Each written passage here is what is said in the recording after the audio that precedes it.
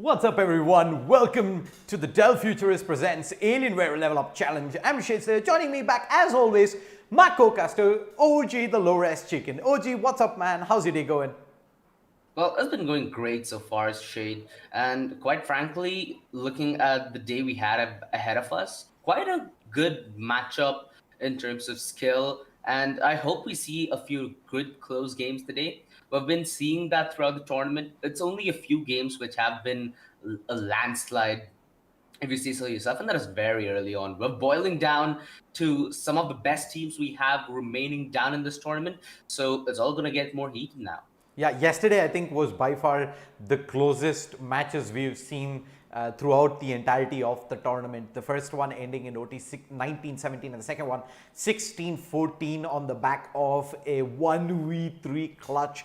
I mean, I'm sure all of us were at the edge of the seats for that second match. But today, a brand new day. It's the last day of the round of 16. We're going to start things off with TN Esports versus XOD. TN Esports, a team that we haven't seen so far on stream, but we do know that they've been stomping through opposition, had barely broken a sweat to get here. But I think this is going to be the first match where they go up against good competition, because XOD on the other side, a couple of rounds back, we did see them take out Playmakers, a team we have seen quite a bit of on stream, 16-9 on Dust 2. What are your predictions for this match, OG?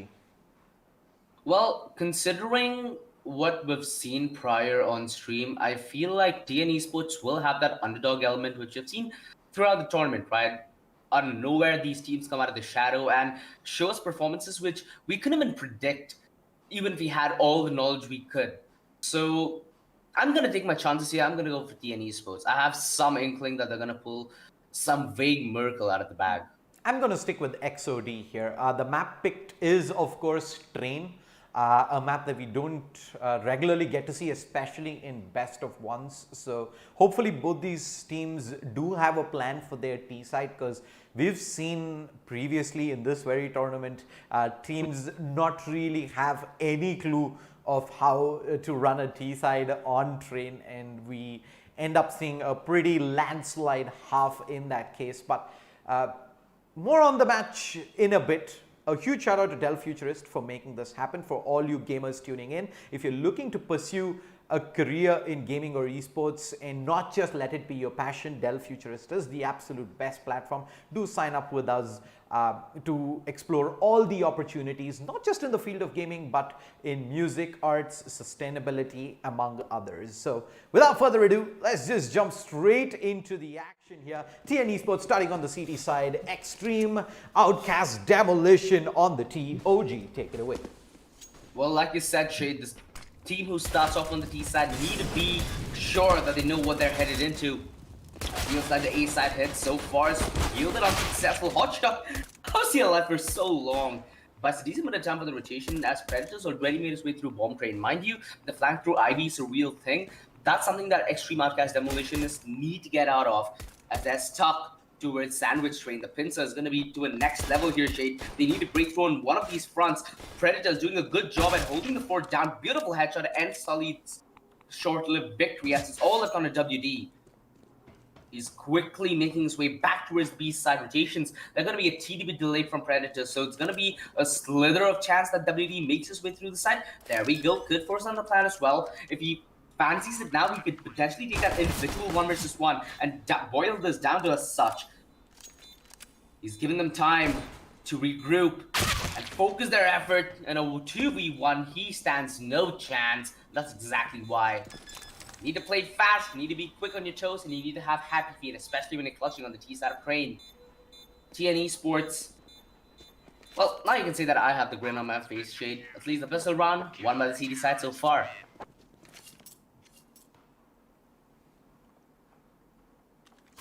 Indeed, 1-0 the way of the CTs, and XOD. Right thing to do here would be to eco train a map that requires quite a bit of utility to even get yourselves into the site and get a plant off. So we're going to put armor only on one of the players on Sully. temper. Down to 19 HP.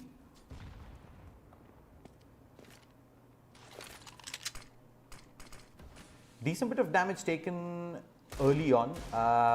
Solid. I'm gonna try and work main with the Deagle, but Predator. He had a small opening there, maybe to do something about this. The push coming in through B halls, and yeah, he spotted out a lot of players in. The train comes through. How many can he find? He's only gonna find the one, but Deagle is able to find one. RC with the backstab recovers the C4, so it isn't an immediate plant coming through, and the HP is pretty bleak on the two remaining. And in fact, it's one. It's two nades that get the job done at the end. That's one of the downsides of planting default and holding their post plant as well. It's something that you constantly nade and Molotov as well. TN Esports, second round on the board. XOD will get a couple of kills and a plant, more importantly. So their money's going to be looking great here, including an investment into the AWP. Ooh, I assume that wallbang actually landed there. Hot shot, dodging bullets. And the op now might face the eye to eye against the scout here. Xtreme Outcast Demolition. Not the best start you could. Oh, that's such a telegraph play as well. As old as it gets, pulling back the tricks from the years.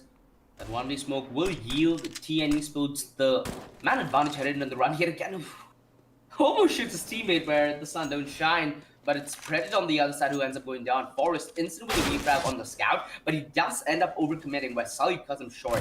Hotshot's been concealed about his position so far, and he strikes at the best possible moment because WD only has the op.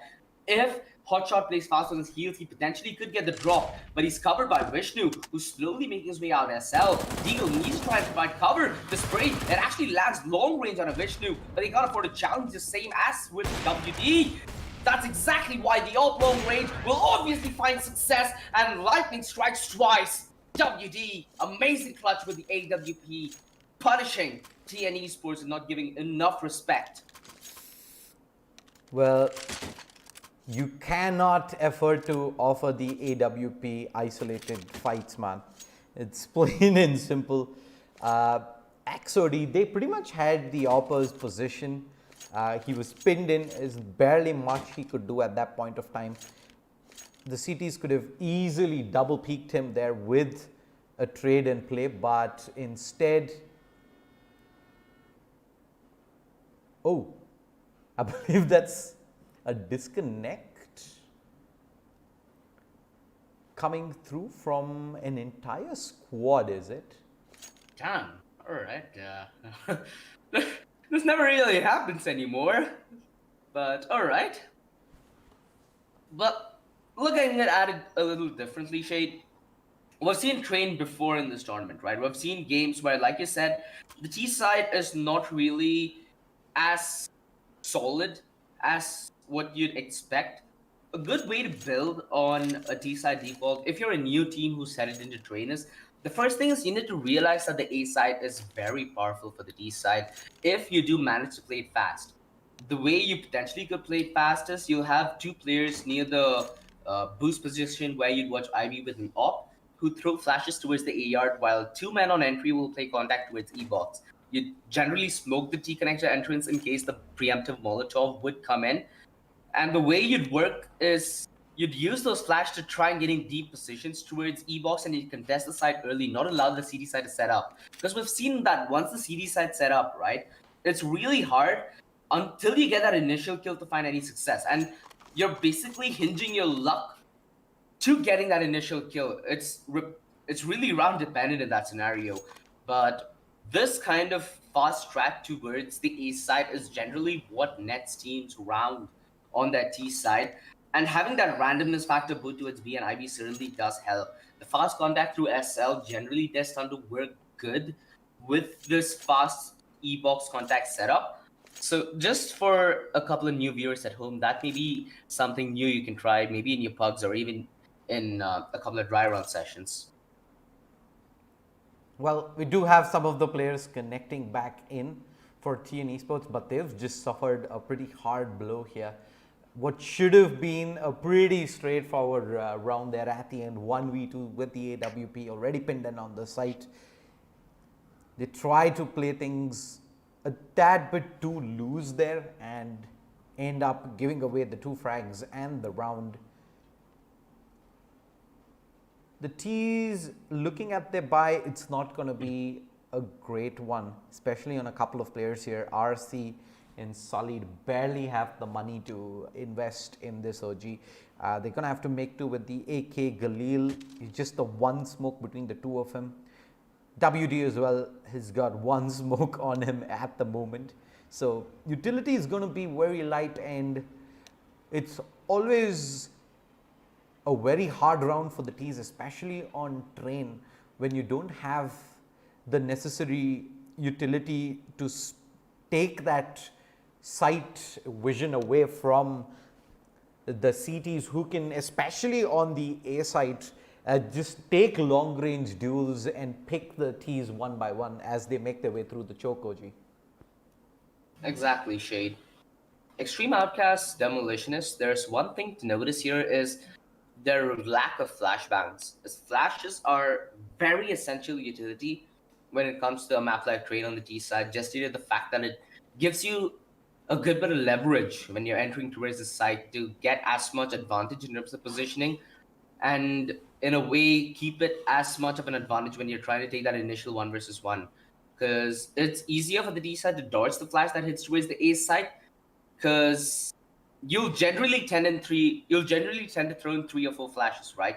It's gonna be the CD side who's always having the risk of having the back turn the extra second, where you'd be more coordinated, knowing how many flashes would come in from your team. That way, Xtreme Outcast Demolitionists do face a huge problem headed into this round.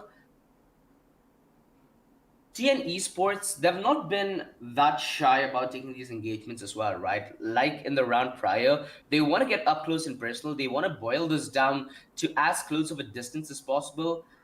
And that adds to another element where you might just be a team who's really cool when the situation gets really heated, which is what happens in up close and personal 1v1s, where you leave the people around your immediate vicinity at huge risk in case you do end up dying. So it's very important to have that communication aspect to it. Mm-hmm. There are many teams that try and thrive on this by just applying pressure on the back of taking constant engagements, boiling it down, where they'd have the more experience in clutching things out in a 2 versus 2 or a 3 versus 3 or even a 1 versus 1 for that matter of fact.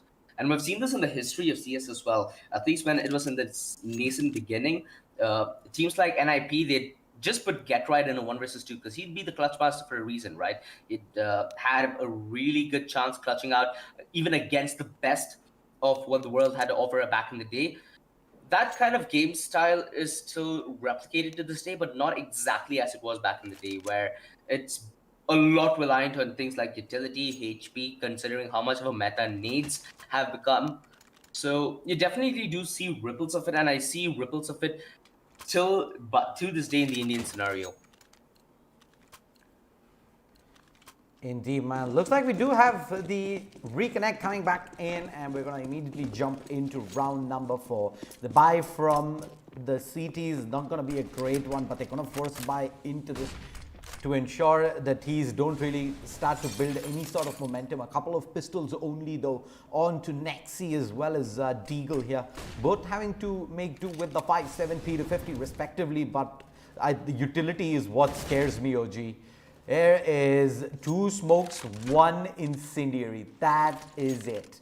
And the entire A execute is going to come in from the T's as Predator, who's going to use the smoke to his advantage here as he tries to advance up ahead, and he spotted one at the edge of the smoke.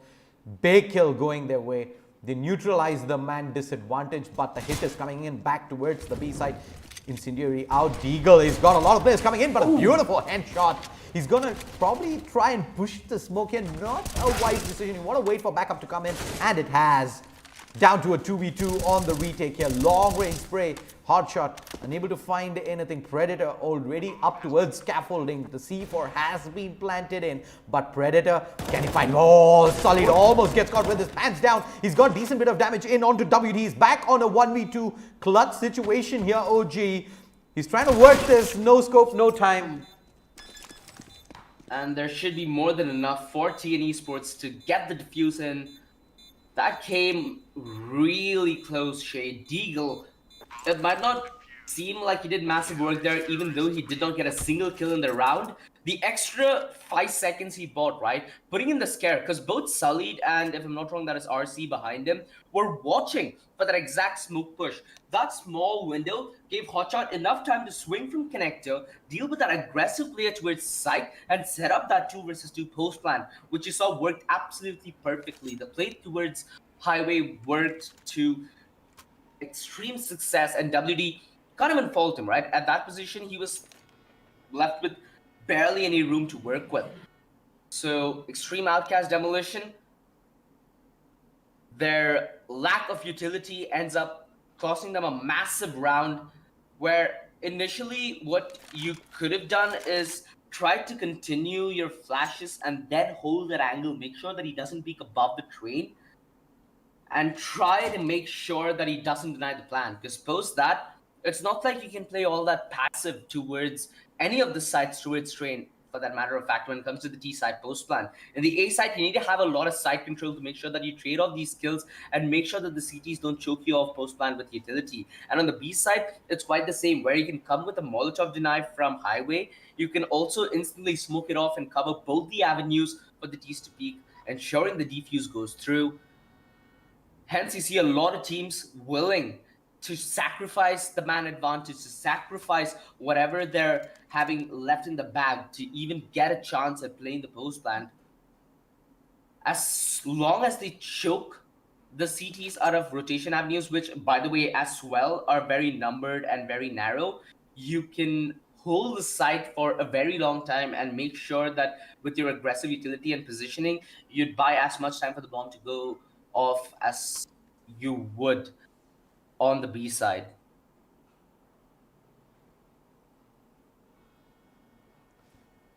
Well, look, unfortunately, it is time for one of the players from XOD to DC out of the server. So, looks like we will take a very short break here. We'll be back in just a bit with more action live from the Dell Futurist presents Alienware LevelUp Challenge. Don't go anywhere.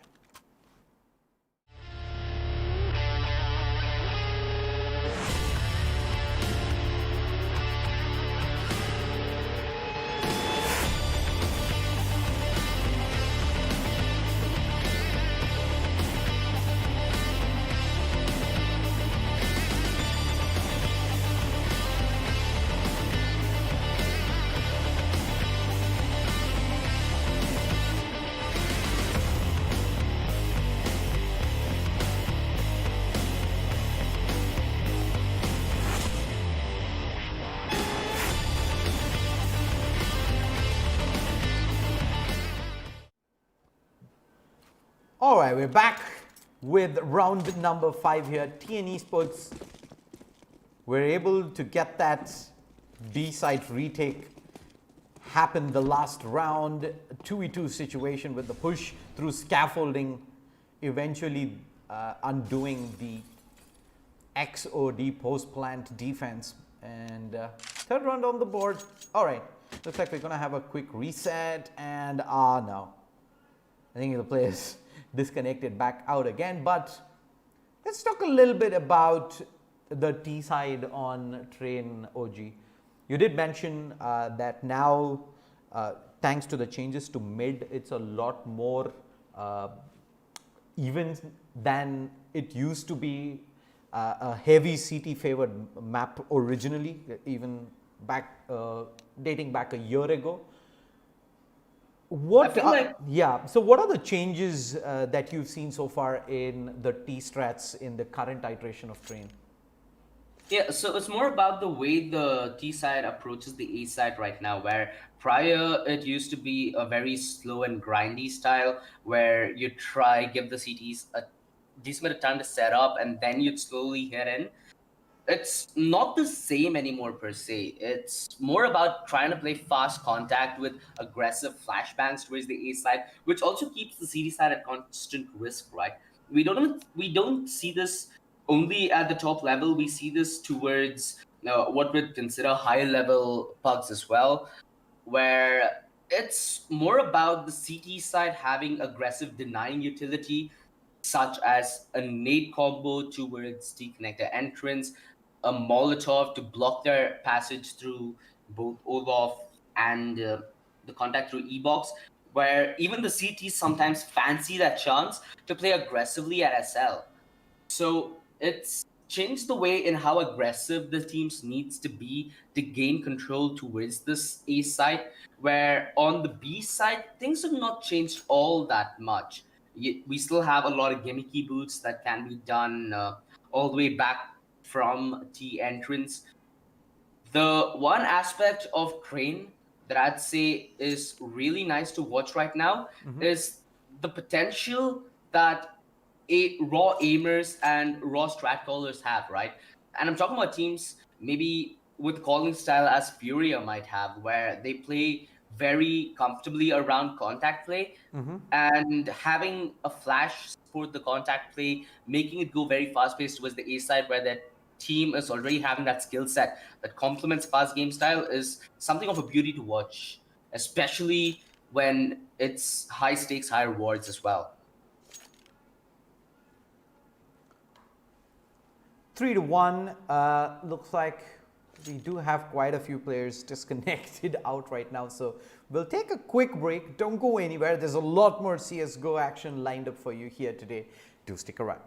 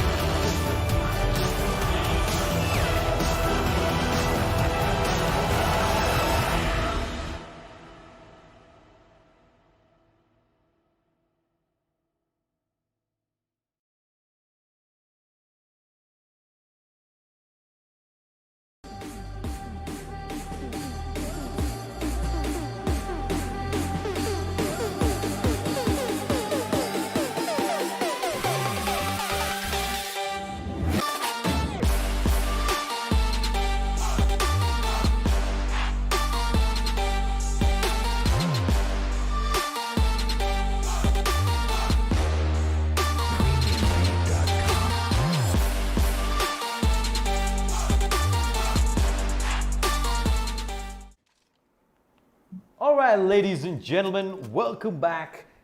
We finally have the last player reconnect back in OG. 3-1 XOD. WD was able to get a massive 1v2 clutch out in round number 3. Unfortunately, round number 4, in a similar situation, he couldn't repeat his success, and it's put the T's back onto pistols here. Trying to challenge Forest out at mid. They're being patient about this. They're seeing if TN Esports are the ones who are trying to be the aggressors here, which is simply not the case. They've been playing patient all across the map, except for Hotshot, who has an aggressive angle towards SL. In fact, this defense is very predicated on the SL hold that Hotshot has. And, oh no, Vishnu found the entry towards Michael, and he continues to force the issue. Rather, it's gonna be the A side under siege. This is not as conventional stuff where Vishnu has doubled down on his luck. Another disconnect will cause his team to lose that advantage. In fact, it's the advantage going the other way. TN Esports. I mean, luck certainly plays a small factor in this one, but you'd hate to wish bad luck on the other side, would you? Hotshot, not overcommitting, knows that they're gonna be towards camera. Beautiful shot from Sullied, but he's dinked.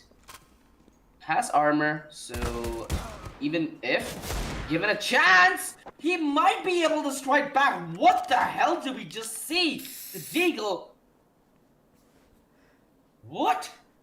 There's a short 180 spin across at the second. OG XOD call a timeout, but yeah, that man disadvantage didn't really bother the T's right there. What a clutch at the end. 1v2 seems to be a piece of pie here for XOD from what you've seen so far, OG. What? I'm wondering how. Oh, alright, so the dink comes in. The off that was towards CT connector missed his shot. A beautiful headshot from Sullied, but the player who was in the back lines was full HP. A quick double tag, and out of nowhere, Sullied pulls off such a massive clutch. Team XOD, their luck for now saves them. These initial rounds, they've certainly been one hell of an eyebrow raiser.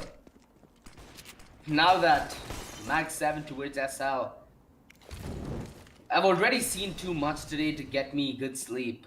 Anything more, and I might just have to see a psychiatrist. Oh, the shot with the swag 7. The C4 is yet to be picked up. It's all the way back. And Forest playing a tight angle. The pistols are doing work here, OG.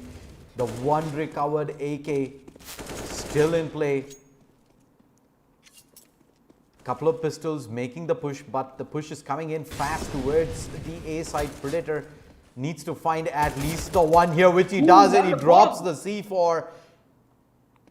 The backstab is gold here. AK, he gets this, and it's down to WD again. This time, not a 1v2, a 1v3. Difficulty levels have been stepped up for him to try and wiggle his way out of this. Cleared. Oh, press. The dink, but not the kill. Long range again. WD comfortable with these distances, and he's gonna use the distance between him and TN Esports to force a plant and potentially get into a good post plan as well. Not really a really good post plant if he's trying to play from the back lines, as he would need a wide swing when information is relayed over. And he's 6 HP, OG. Yeah, he really can't take that much of a prolonged engagement as well, where TN Esports, they're going in together. They want to use the numbers to their advantage. Now, sound cues subtly given away. WD wanting to play in between this, trying to use the space to as much of leverage as humanly possible. Deagle gonna stick the defuse, hot shot, immediate to the headshot, and there's just about time. XOD. The luck runs out yet again. WD not able to come up massive as he did prior, and TN Esports gonna extend their lead on the back of, again, what I would say is a round that gives me a hard time sleeping. 4-2. They're back on the full buy here, the CTs. They pretty much had pistols only and the one swag 7. An early kill towards Pop Dog meant they were able to recover an AK back out, and rest is history as TN Esports are able to break Xtreme's economy back out again. They're onto pistols, they're a man down. But XOD is playing this a little bit more smart here. They've spread themselves out. They're not looking for a fast play like they did the last time. Instead, try and work the picks with the pistols. But the problem is, unless you get that kill almost instantaneously, the rifles will always come out on top. And right now, it's a 2v5 situation. They're going to try and force themselves onto the A side, B side rather. And Deagle waiting around the corner, ready to pounce on. 5-2, pretty standard anti-eco. Ensures that XOD don't sneak a bomb plant in as well. The buy coming through for the T should be a lot lighter on utility, thanks to not getting a plant the previous round. WD, in fact, having no utility, just the AWP out. 4 AKs, a few flashbangs does indicate the T's wanting to play fast, and Forrest, the timing on the flash was perfect. But he gets the pre-fire out, and WD actually does get tagged down to 56 HP early on. This aggressive play from Teen Esports is something that I adore watching. Vishnu knows exactly how DSL's been played for the past few rounds, and now he's found a good way to deal with it. It's to apply even pressure and post that, potentially fancy a double drop, which has been the common trend on the T side if you do want to clear SL. Of course, you would end up giving away information that you've dropped. 5-2. What will be a crucial round here for XOD on the board with Op on a Sullied, who, by the way, is down to 11 HP. RC, he needs to come up massive here on the entry because he's going to be the one who's buying distraction. In fact, it's going to be the rest of XOD who want to commit towards the B side, but the rotation's not bought just yet. Michael and Deagle gonna be ready, primed to succeed on the back of that initial Molotov and the follow-up thereafter. They've boiled down so much time. Now with the commitment, but the bunny hop so good. Deagle, it's all on him, but he could go massive. They come knocking and he sends them packing right back. 6-2, TN Esports, a flawless hold towards B. Well, that counter utility right at the end of the round there, the smoke towards heavens, the molly towards lower, pretty much put XOD in a pinch there. Time was against them. They had to go, but moving in one by one up against Deagle, who is holding the absolute perfect angle for the punish. The round ends thick and fast there, OG. They're pushing in fast towards A, hoping to get the plant in. That's not a strat that is gonna work. Not at this level, OG. Not at this level. How are they able to not get a single kill in this process? The plant rushed, but no cover given. Players stuck towards Olaf. Can't afford to be spread out this thin, especially when you're on pistols. 7-2, TN Esports.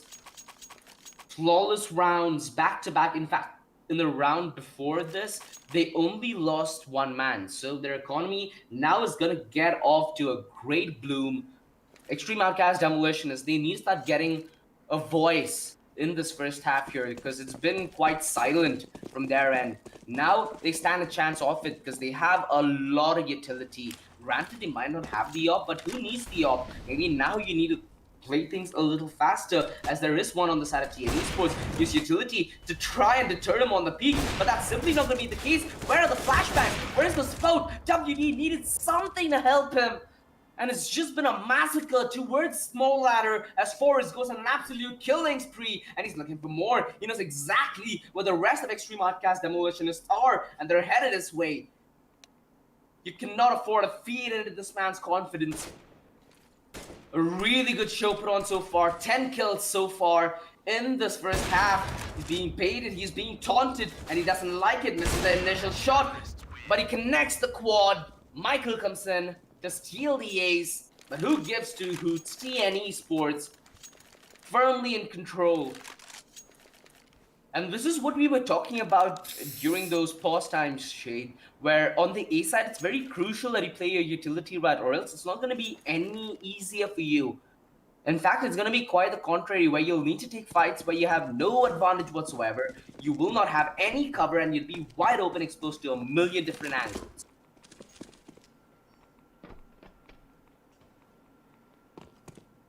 Well, right now, we finally have an attack towards Ivy. We've not seen this the entire game so far, OG.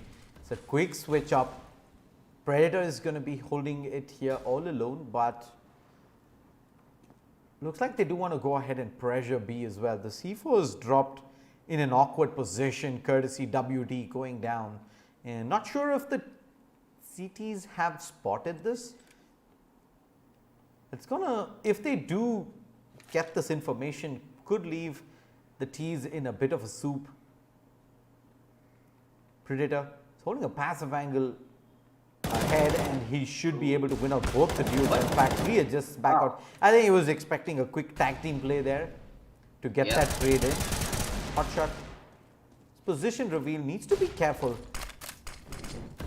They don't drop down, they don't want the immediate contest here. The Molotov might push him a little bit inside while they're fancying their chances with spam.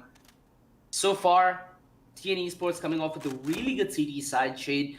We've seen a lot of comebacks in this tournament, right? We've seen how not having an economy on the CT side can heavily punish you. My kill! Boy, that choke was pretty hard on the throat. Forrest, uncharacteristic miss and a beautiful shot from Fearless. Lives up to his name with that peak. And hotshot coming from the back lines downs him before it gets any more dustier. The problem is Sully, he's playing an unexpected maneuver where he's not going to be playing for bomb. Rather, he's going to try getting these kills, which simply isn't going to work. 9-2, TN Esports, they stabilized, but that got a little expensive there, Shade. Considering that it was a 4 versus 2 with only deagles on the hand of Xtreme Outcast Demolitionist, they did a pretty good job at thinning down the numbers that TN Esports had and also forcing that bomb plan, which allows the op to come out on a WD relatively earlier with a lot more utility.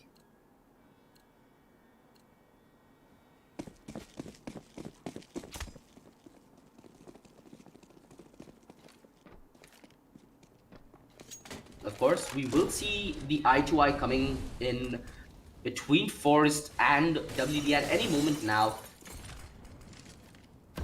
So far, we've not had any of it of the op. Xtreme Outcast Demolition, they gotta feel a little relieved that they have the op back in WD, right? Because in one of the 2 rounds they did win. It was in the back of a massive clutch pulled out by WD, if I'm not mistaken, a 1 versus 2. And it's finally been a round where they have been the one to get the initial kill. In fact, Xtreme Outcast Demolition now stand a really good chance. They've thinned down a man towards the A defense, and the people at B are not going to be any believers whatsoever. In fact, it's quite the fake. Deagle, he needs to hold the fort down. RC in with the immediate trade. And mind you, there's a lurking Fearless amidst that smoke who is going to be on the back line. So there's not going to be any saving coming in from TN Esports. They're in fact trying to pierce the front lines, which simply is not going to work. Hotshot realizing the backstab's in, but a tad bit too late to adjust. Finally, a round where Xtreme Outcast Demolitionist, that's a mouthful, punish the aggression posted by TN Esports, because the CD side's aggressive setup towards SL has been there for the majority of the half, and this is the first time it has gotten punished, Shade, which is going to be at least a fear lingering in the back of TN Esports' mind now. But look at the money on the CTs, OG. They were sitting on about $11,000 at the end of that. They've built up quite the bank. It's allowed them to play up aggressive here. They spot on top of the smoke. Do they see it? They do. They get the punish and they want to go for more. Sully's down as well. The trade a second too late. Hot shots peeked out of Pop Dog and he's punished the tease from behind as well. And now it's down to a 2v3. Still doable here as Vishnu finds an important frag back in, but they still need to thin out the numbers disadvantage if they are to prevent TN Esports from taking double digits of smoke.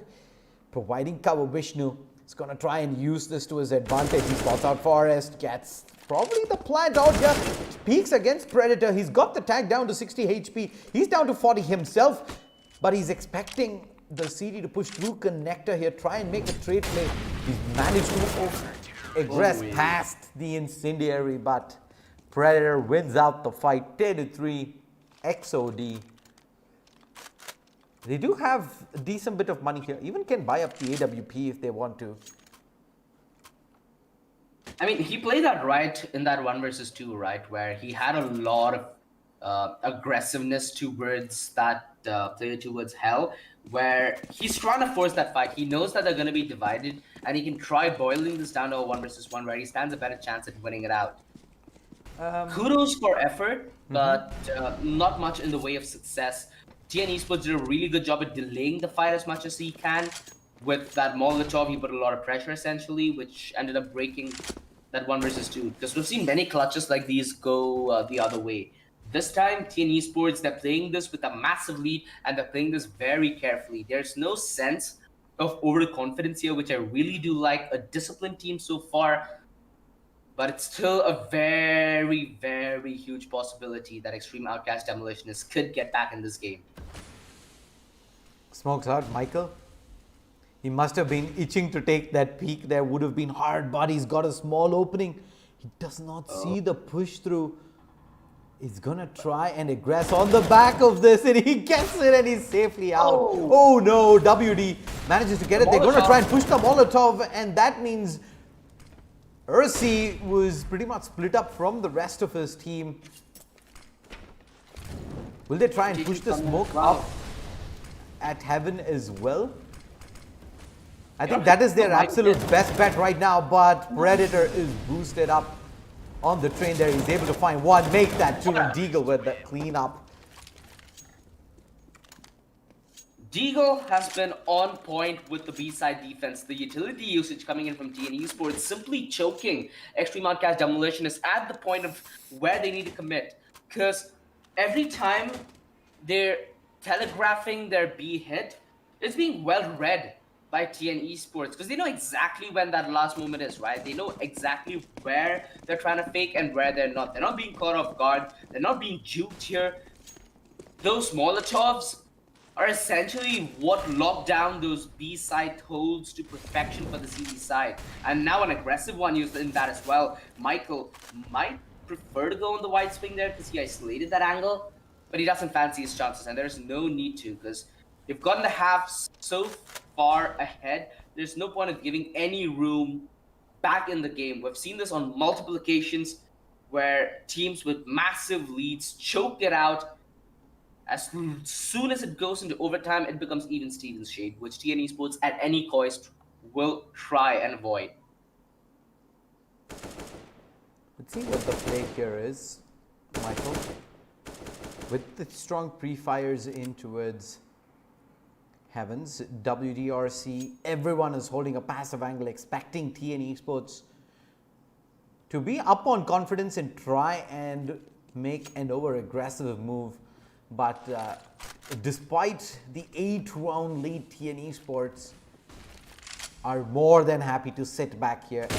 Eventually the T's are gonna be forced their hand to make a move in. Hot shot needs to be ready. The peek through the smoke. There's been an entire game of cat and mouse. OG and Forest, wow, plucks him up top the train, and it's all down to Solid making the push here. Forest, wow, he still manages to come up big. Predator, what? 3 kills from hell. He was hidden in that smoke for a good 15 seconds, Shade, biding his time, allowing the aggro to be driven towards the side so he can emerge and just mercilessly mow them down. What a performance coming in from TN Esports. Certainly delivering on the CD side of Crane. Like you said, being up by so many rounds, they still do approach these rounds with a lot of discipline. And that's something very commendable. They do not want a chance, even at the slightest, the possibility of a comeback. The CT side pistol, it's going to mean absolutely everything if Xtreme Outcast Demolitionist could win, because with that short victory, they might give themselves a slither of hope back into this game. TN Esports, they look more than just driven. The Ivy rush is going to work, the counter rush is in. Vishnu, he's good for the first and the second. Hotshot though, in with the immediate equalizer. And now with the utility being dispersed towards A, it's gonna make the B side even more easier to hit, as there's nobody guarding it. In fact, Hotshot's coming in from the back lines, where now he can cut off a lot of rotations avenue for Xtreme Outcast Demolition. WD. A massive kill. Because with that kill, he will have an inkling to what's up. That backstab has all the recipes, has all the ingredients, in fact, for the recipe towards that B hit. He's pushed up close. He's well concealed and he's gifted the first frag. It's Michael, the only player without armor in the 1 versus 1. The flash will not aid him on the peak. Gives enough time for RC to prep up for the duel. An Xtreme Outcast Demolition is given a chance, but just that, Shade, one chance to come back into the game.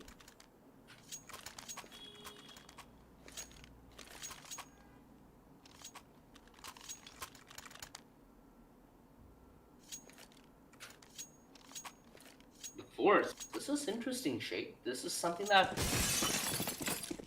we don't really appreciate as much on the T side of Mirage. If you are able to come head to head when it comes to firepower, having a little bit of support will definitely help you get that first kill, thereby the momentum as well. They know that Fearless is aggressive through SL. WD, he needs to come up massive with the AUG. Fearless has come heads and beyond so far, getting 2 frags and at least making sure that Xtreme Outcast Demolitionist stay relevant within this round. RC, he's in a very vulnerable position, so he risks the double peek and all shot immediately in with the punish. It's all left on Vishnu and WD, and they almost end up shooting each other. The pressure is a little too much, and this might just divide and conquer. Hotshot, though, ends up going down, trying yet again to run the back lines. Predator, he's headed his way back towards SL. He has the bomb and the solo AK, where Vishnu tries to draw Forest Wall out, catch him out in rotation. He sets up Predator in this 1 versus 2 though, as he will not be denied just yet.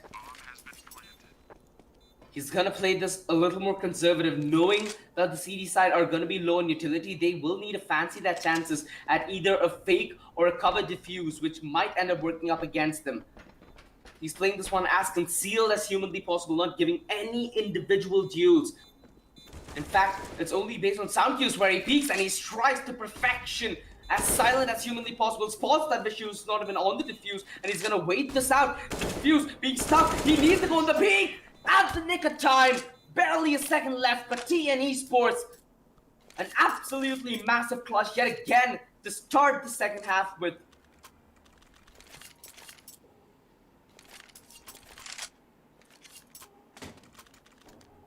Xtreme Outcast Demolitionists, they must be kicking themselves right now. They must feel gutted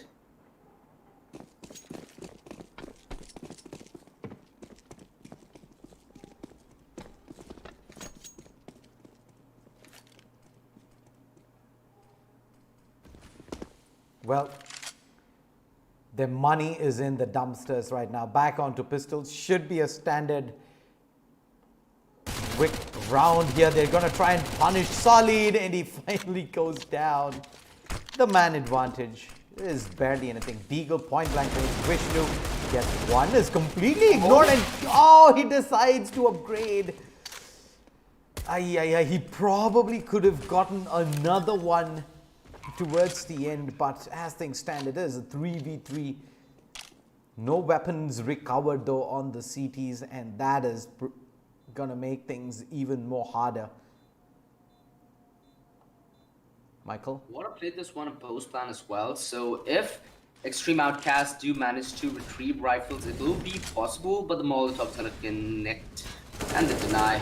A bullet away from death, and he's barbecued in fact. 14-4, TN Esports play that one to absolute perfection. Of course, it would have been a different story if that Molotov was not there, and they might have risked giving away those individual peaks.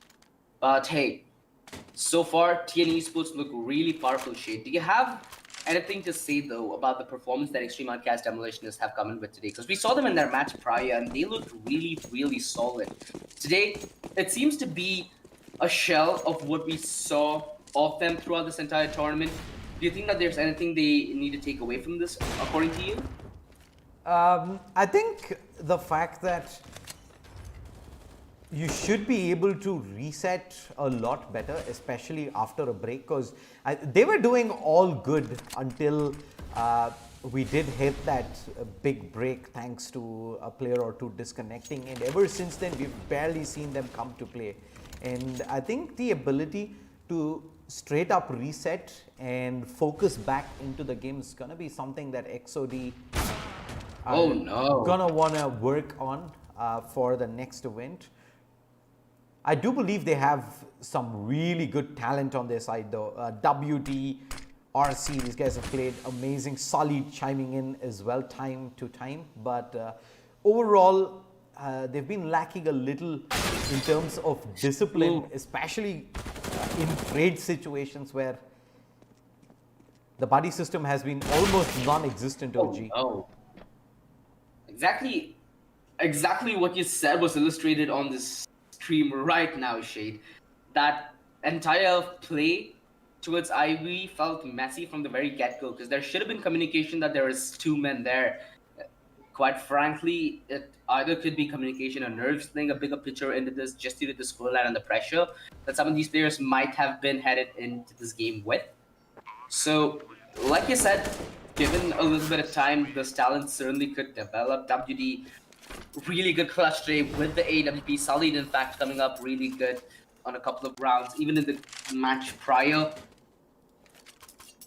Well, seen this a lot from even the top tier professionals, right? Where they try and emphasize on how it's really crucial for the integrity of the Indian esports scene that these lineups, which have a little potential, stick together for the long haul. Because you end up learning a lot more how to play around the team, and you don't let things like a shallow loss take your confidence and motivation and drive away from what you would commit as a 5-man unit. Well, there's Fearless playing point blank range up at Ivy, but I think this is going to be a common pre-fire that you check anyway as you make your way back out, and he does. 16-4. This is never really a doubt there, was it, OG? That was TN Esports looking a completely different side after the pause. There's a lot of back and forth at the beginning with XOD coming up massive with a couple of clutch situations, but after that long tech pause, it was a complete different story. We never got to see them come in, even with those isolated individual brilliant plays, right? And that eventually meant TN Esports had a much more easier half and the rest of the match, closing things out 16-4. Any final thoughts on that matchup, OG? Like I said, both these rosters do seem to have decent skill in them. Perhaps Train was a map that they did expect to be vetoed. We've seen a lot of teams having to be put in uncomfortable situations just due to the fact that they played the veto wrong.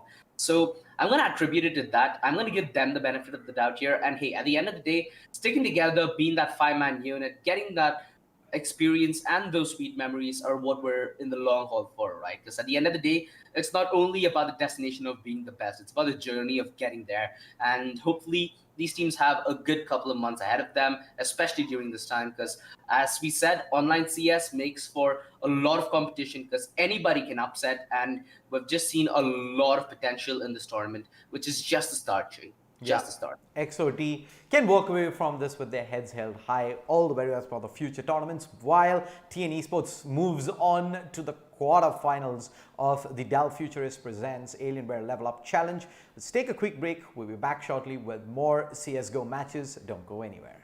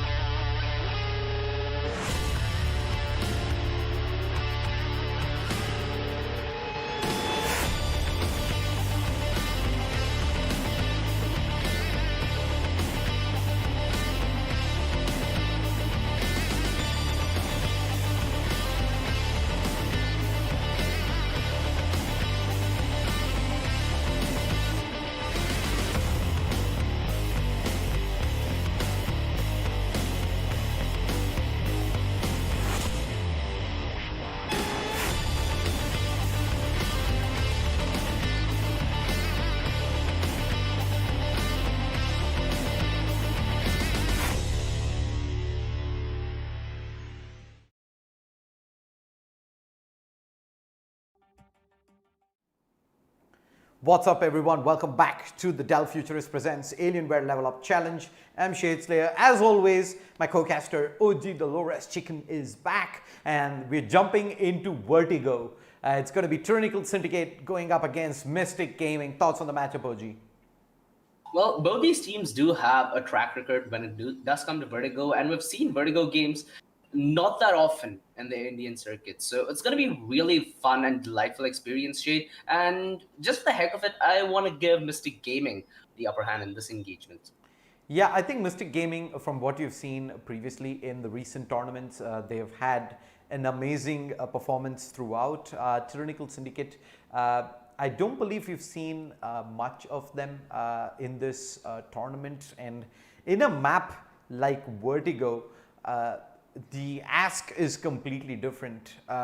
Again, we talk about train, and we always mention, even like we did in the pregame before the last matchup, we don't really know if the squads are ready with a deep strat book for their T side. It's pretty much the same, if not more, in the case of Vertigo G.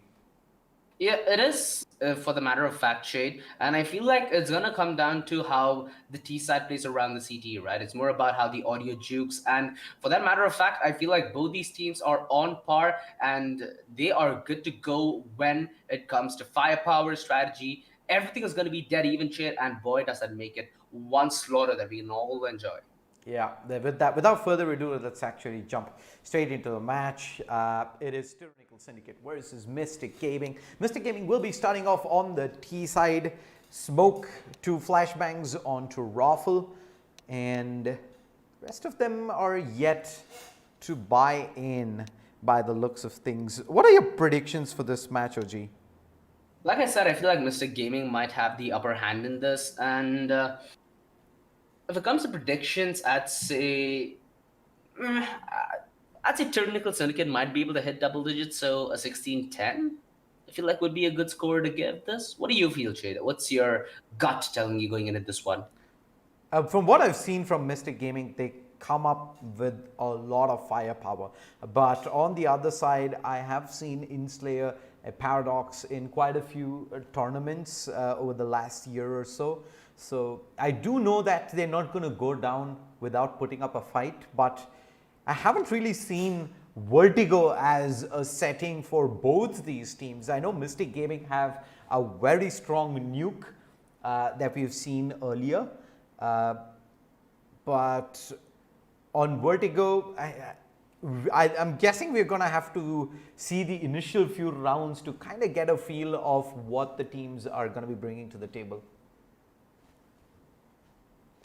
I mean, there's always that potential for upset, right? That we talk about on maps like Vertigo, on maps like Nuke, where you will rely on your preparation just being that much more better because there's so much more room on a map which is not as played in the current circuit like Vertigo and Nuke, unlike in maps like Mirage and Inferno, which we've been advocating against a lot of these days on stream. Considering how cutthroat this tournament is in terms of leeway, there is really not many chances you'd get getting back into your game, getting back into your mojo before you get rediscovered.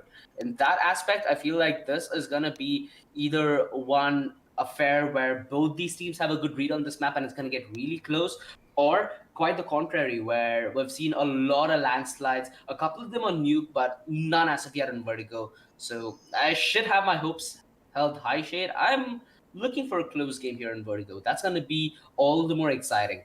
Yeah, this is the first time that we're getting to see Vertigo in the Dell Futurist presents Alienware LevelUp Challenge.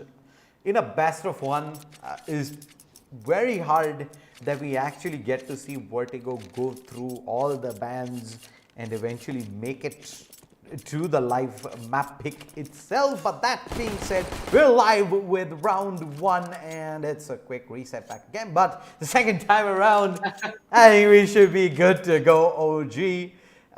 Looking at the CT buy, 3 sets of armor, make that 4, and Insignia should be buying up the kit. There we go. Kit, smoke, or a couple of flashbangs. Yeah, 1 smoke picked up. No surprises there. While the T's, they're going to go with 2 smokes, 4 flash bangs. It might be early utility towards mid, but Paradox is pushed and he's gotten that initial kill as well. How? How is Paradox even allowed to fall back from the situation? Mystic Gaming a huge giveaway initially as both the kill and the dink comes in on the stone. They're trying to retaliate here. The flash towards mid while the smoke might block their vision, so the Guardian rush is certainly possible. Mystic Gaming on scramble as Charu finds the opener towards the B side. It's going to be a huge ask for the defense to fend off for so long. Scar though, he's good for the first. Oh, what a lucky shot!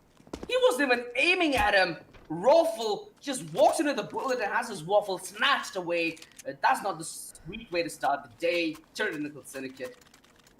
What a pistol. Well, that must be disappointing if you're Mystic Gaming. That bullet wasn't even intended for him. He just pretty much walked into it in the back lines. And Tyrranical Syndicate could hold. All set up by Paradox initially, not only getting the frag 1v3, but being able to safely fall back. Mystic Gaming decide not to force the issue, and I think that eventually ended up costing them the round there, OG. That did.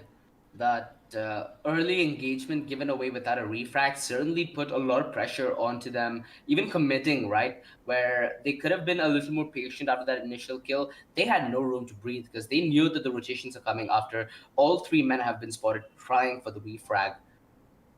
It's going to be just Glocks up on the board, and they're expecting here to find Tyrranical Syndicate off guard in an aggressive stance, which they certainly are.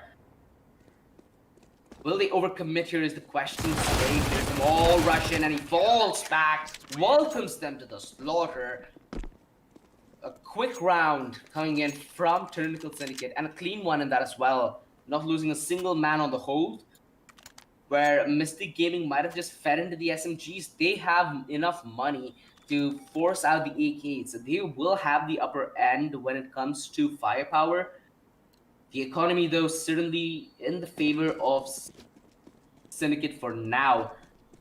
Of course, this is going to be the first gun round coming in from the T side. So their first chance of trying to post results. Let's hope that they have something hidden against the grass.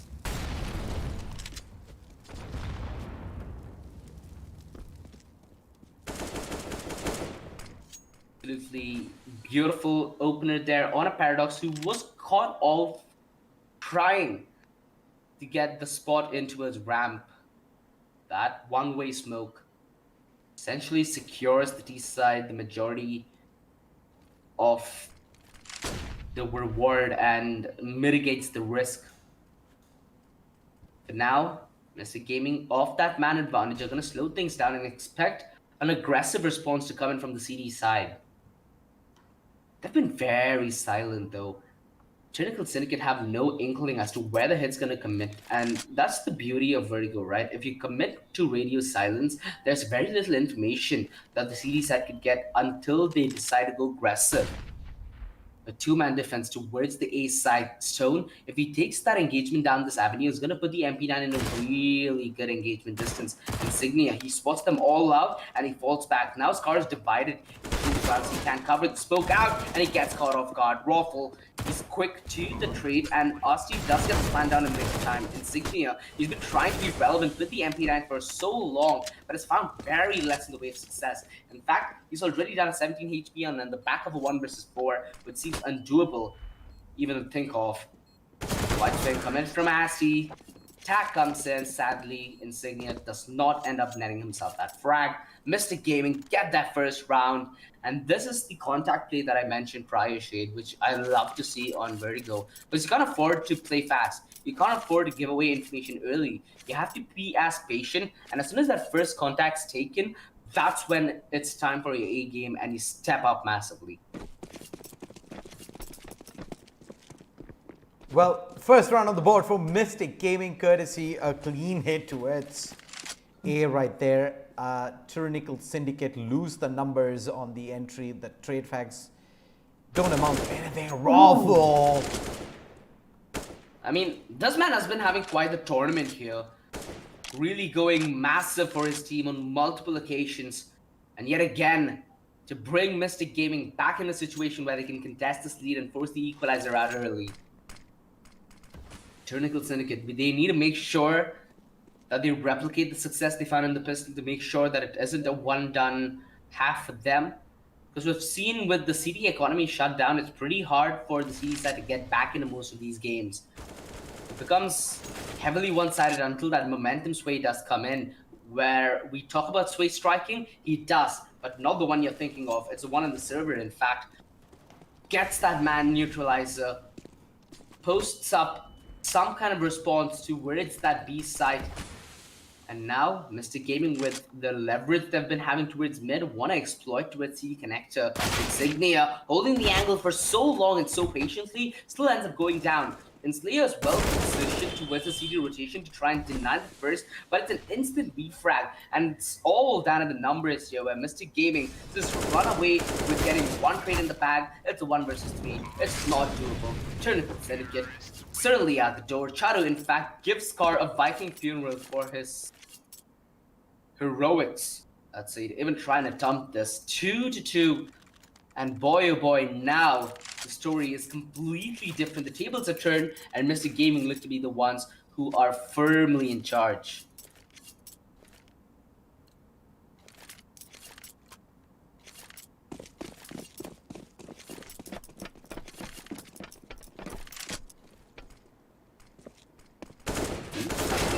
Of course, it's only pistols that Tyrranical Syndicate do have, so they're not going to lose out on as much if they even try these low percentage plays, which Paradox has come up on the top of. The only problem is he's going on top of the ladder, which Mr. Gaming were more than prepared to deal with. Now with the push towards ramp, and Robin is just approaching this angle, expects the secondary peek from Scar as well. Really smart and heads up play coming at the end of the day. And Slayer, not much he could have done with the USB nonetheless. 3-2, Mystic Gaming. Mitigate disaster, as we've seen that work on different occasions, and now they need to replicate it, because up against the Eagles, you really do not want to take this as a joke.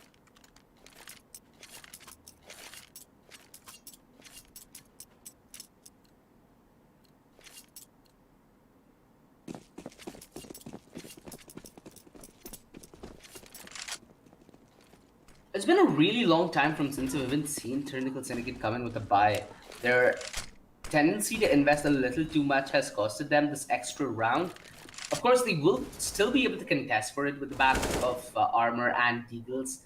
The only problem is they don't hinge their bets at the best odds, which is something you need to critically analyze headed into a matchup like this, where it's a best of one single elimination. You'd like to give as much safety. You'd like to give as much priority to safety. And it doesn't seem like any safety precautions are being taken by Mystic Gaming, as they already go on quite the killing spree. And that ends up costing them, with Enslayer getting the beautiful frag towards mid. In fact, he doubles up. He retrieves an AK for all his efforts. I'm not really sure where his players are disappearing, though. I think there has been one disconnect in this round, which has costed them the man disadvantage. No kit here, so they'll need to force these aim deals, and they'll need to force them pretty early. There, AK in hand, can't really get that second, third kill, in fact, where Asti sweeps out the remainder of Tyrranical Syndicate. 4-2, but now the CD side can yet again post a buy. Do you sense that early op setup coming in, Shade, or do you feel like Tyrranical Syndicate for now need to stick to rifles? I think you want to stick with rifles right now. I think it's still very early in the half, unless it is something you want to, you've already come prepared to play in the CT side of Vertigo. Because readjusting this early on, I think is just gonna end up giving a lot more momentum to Mystic Gaming. Too early to try and go for a gamble if you are the CTs, but then again, we haven't really talked about Vertigo as whether it is a T or a CT sided map, and how much does it lean towards one way or the other. What do you think of the map, OG? I feel like the map is slightly T-sided, but if you do look at the statistics in the top tier, you will realize that it's more or less even Steven. So I feel like the level we're at right now, it's gonna come down to who has the better prep, right? There's a lot of stuff still left undiscovered in this map, considering how new it is. There's a lot of run boosts. Actually, there is still one run boost you can try, if I'm not mistaken. I'm not sure if the final patch did patch it out or not. There is still a decent bit of aggressiveness you can take on the CT side. The T side, though, as long as they will be able to force out that initial fight, I think like most of it is gonna be fine. Where we've seen Tyrranical Syndicate actually be the one on the aggressive stance. But on the buy, it might be a completely different story here, Shade. The op setup is effective in this map. A double op setup, I'd really doubt if it's really needed, because you need the op towards two locations primarily, one being A and the other being maybe to contest mid if you do have a comfort in that process, or else it could be used defensively towards B as well. The only issue with manning a double up setup in Vertigo is quite the same reason that we do not see many double op setups in a map like Inferno, right? Where let's say you have an opposition towards A, one opposition towards B. Now, if either of the sides go down, the op is not really the best weapon to retake with. In fact, on a map like Vertigo, where the refrags come in almost instantaneously, it's quite the hard ask to get, let's say, a 2 versus 2 done with an op, because the refrag needs to be instantaneous and it's going to come down to split-second decisions. Mystic Gaming, though, they've come in with a really, really good start here. They're proving that the version of Vertigo they know is quite the dominant one, as even the few rounds they've won in a row right now have been in a very dominant fashion. So it's gonna be a lot on Tyrranical Syndicate to get back in their mojo, get back in that groove, and start counting rounds again, because letting Mystic Gaming get an early lead as they've gotten their economy set straight as well would just cripple whatever hopes they have on the CD side.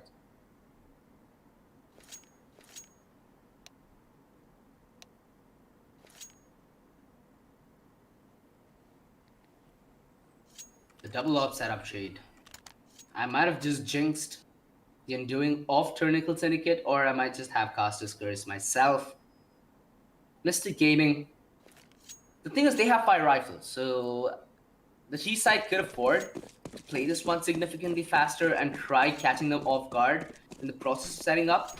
The 3-man setup towards A, this is something that we normally do not see as much, and this early peek from Paradox. No, the flash, it actually ends up blinding him, trying to retreat, trying to make his way back to cover, down at 3 HP. The Insignia, though, from Sandbags there to provide perfect resistance and cover, and allows Paradox to retreat back to safety. Raffle. He's been taken down mighty low. And now they're spreading up a little bit. Stone gets the frag on Insignia. That's essentially the aggressiveness towards the A side cancelled. But where I say that, Enslayer has pushed through new corridor and he might get a drop on a Stone. He whiffs his chance at finding the nail atop the coffin. But the information is relayed, though, that the 2 players left are towards ramp. The rotation? A little iffy, as it spreads the defense really thin. It's the 2 rifles to defend the A side with. It might come down to a 1 versus 2 if the trades go right here.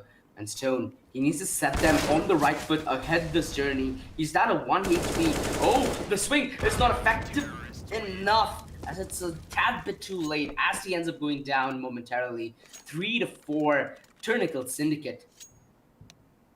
They finally make it look like they're in contention, but you could attribute that to just the small luck that played in their favor, right? Because if they would have gotten that initial kill on a Paradox, it could have been a completely different story. Indeed, man. 4-3, Mystic Gaming. Off to a hot start, but it is time for Tyrranical Syndicate to make a comeback into this. And like you said, the AWPs, in fact, 2 of them on the CT side. Is this really the answer? Is this the way back for Syndicate At least for now, there is quite a bit of money on Mystic Gaming, OG. $10,400 onto Chatu, 6,400 onto Stone, 8,700 onto Asti.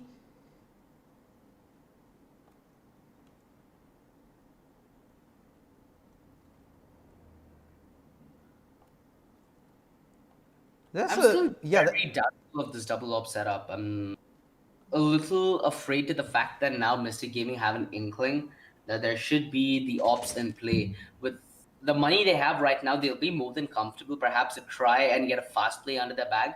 Mind you, in the previous round, they almost had it. If they got that opening kill, that would mean that, if I'm not wrong, Inslayer, who was with sandbags, trying to keep his team alive. Sorry, it's Insignia, in fact, who's with sandbags, trying to keep his team alive.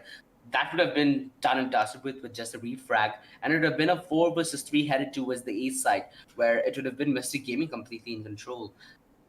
These small saves go a long way in trying to choke them out in terms of numbers, making sure that the op, even if on 1 HP, still is put in effective range, because you never can count out an op at 1 HP. You'll always find a way back, and having that chance against you, you'd really like to count yourself out when it comes to luck being a decisive factor, especially in a tournament where you lose one game and you run a huge risk of not living up to expectation. Indeed, man.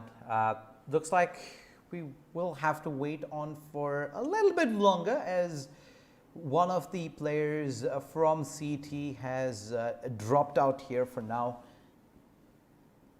Looking at the CT economy, they're pretty much all in. And like you mentioned, the double op setup, especially on a map like Vertigo, where has a lot of close range duels. If you do turn up with utility and numbers, is very little room for error as a opper to try and make it work. And that is something that will be on the minds of Mystic Gaming here as well. We will take a very short break. Don't go anywhere. We'll wait on for the last remaining player from Tyrranical Syndicate to reconnect back in and jump right into the action. Do stay tuned.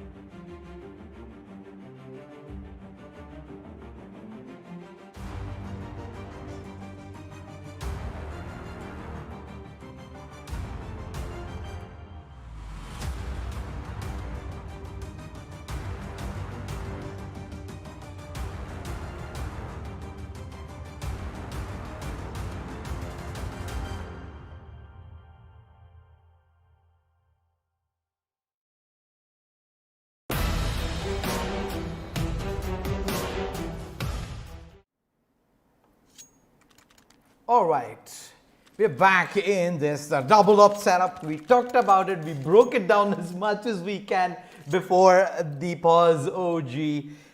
Now we get to see how much can they make it work. Sway honing the push down, Paradox going to take an early peek towards mid. He's heard a lot of footsteps in, and in fact, the first off goes down, but Paradox on point. He's got two backups already arrived in OG. The angle being held, the push through mid, Insignia. He's the one who's supposed to be watching the Oppers back there, OG, but Skara, he's ready for the fight. Elite, take across the spray, no good. Wow. Talk about a round being explosive, Shade. That is just pure contact. The op from Paradox chimed in massive, but yet again, the difficulties of a double op being clearly illustrated in the previous round, where, if I'm not wrong, that was in Slayer towards the side. Sorry, it was Sway with the op towards the side, who was confused and dazed as to a man who'd already pushed. Yeah, he ends up going down as the second man in, which was that initial frag that put Mr. Gaming on the right foot, try and potentially get that down to a 2 versus 2, which they did end up losing a couple of trades thereafter just due to the way Paradox opted out. The backstab, though, ends up coming massive and winning them that round on the back of the leads 1v1, though. This early man advantage from Mystic Gaming, from Tyrranical Syndicate, gets thinned down and gets turned on its back. Tyrranical Syndicate do force the man equalizer, but hey, these pistols, not something that Mystic Gaming can take even likely to the slightest. They need to be on the verge of getting back on their economy, where it once looked so dominant a few minutes ago, now looks nearly non-existent. So they need to get back to getting a good economy, and plus they will need to get, I guess, I'd say 4 more rounds on the T side until they're set right for the second half. Let's see if they can bring out their A-game. Ruffle. Jesus Christ. A game to no game, OG right there. Raffle shuts it down. Elite gives Mystic their 6th round on the board, and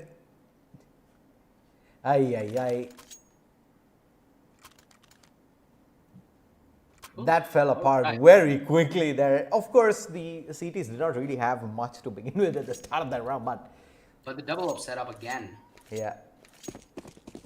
Boy, not looking as good as it should early for Tyrranical Syndicate. They do have a good chance to making their way back in this. Yet again, another B hit. Mystic Gaming have found safety, at least in one strategy. Sway taking cover, missing that initial shot, which will allow them to close the lines. The tag is in. The bag sadly not connecting though. The Molotov will buy a little bit more room for Mystic Gaming to potentially set up for the post plant. Paradox has been on point with the AWP so far, and the smoke just about obscures his vision. In fact, it's dancing between the smokes that ends up costing him his life. A 2 versus 4 after plan. Mystic Gaming need to set this crossfire to absolute beauty and brutality here. Elite, he's gonna be the one drawing the aggro while Raffle plays off that aggro and tries to down them on the disengaging stance, where it's Raffle who's ended up going massive. Elite, he's come aggressive here. He knows he needs to stay closer to the smoke, and he needs to contest right here, right now, forcing the hand of Sway in this 1 versus 1. The angle is up close and personal, but the plan is not for him though. The time ticking far too low, and Elite coming massive in the 2 versus 4. An absolutely brilliant play from Mystic Gaming. That is how you play cool in a tense situation.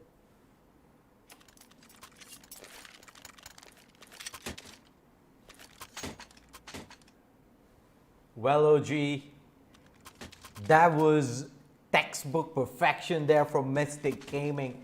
You couldn't have played that 2v4 any better. They used the smokes, they used the chokes to pull the CTs in one by one and forcing the fights out, eventually running the clock down as long as they can. 7-3, Mystic Gaming well and truly in the lead here. Back onto pistols for Tyrranical Syndicate, but we have seen previously on Vertigo, the teams are a lot more comfortable on the T side than on the CT. The boost. It's a constant spot that was challenged by Paradox, but he's already down for the count. Skara is gonna get forced out with the Molotov. Perfect use of utility. And yeah, just across the board, Tyrranical Syndicate fighting the dust insignia. Given a chance at it, only does a little bit of damage on a Raffle. So it's been on quite this tear right now. 16 kills. I'd say so far, Mystic Gaming have had a lot of standout performances, especially from Raffle My Waffle. He's been on an absolute spree. Hell, he's been what I'd attribute as the primary reason for Mystic Gaming to come this far into this tournament. Because he's been that pillar of consistency, right? Regardless how bad anybody else's day is, he's the one who constantly delivers on the fragging front, which for any team is an absolute necessity to have some grounds that they can call base.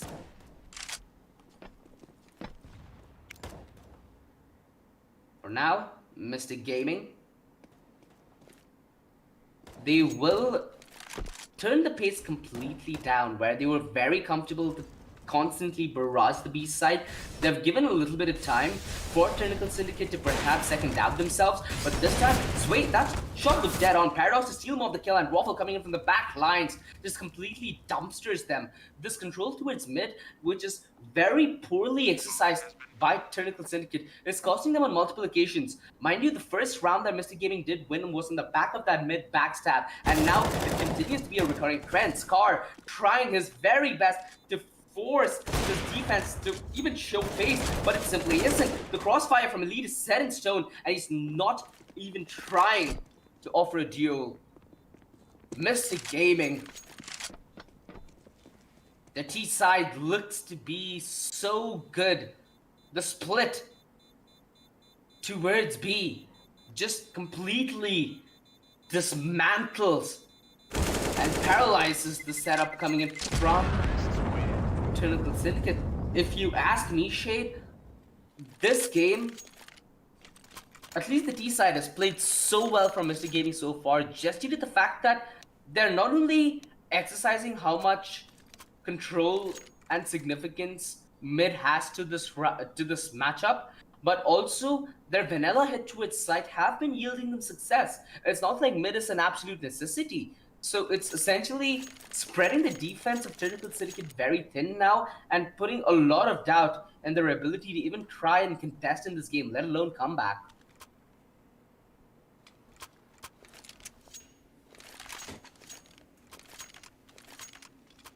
Mystic Gaming on the verge of hitting double digits, where it felt like we just started the game off. Now it feels like, isn't this game supposed to be over yet?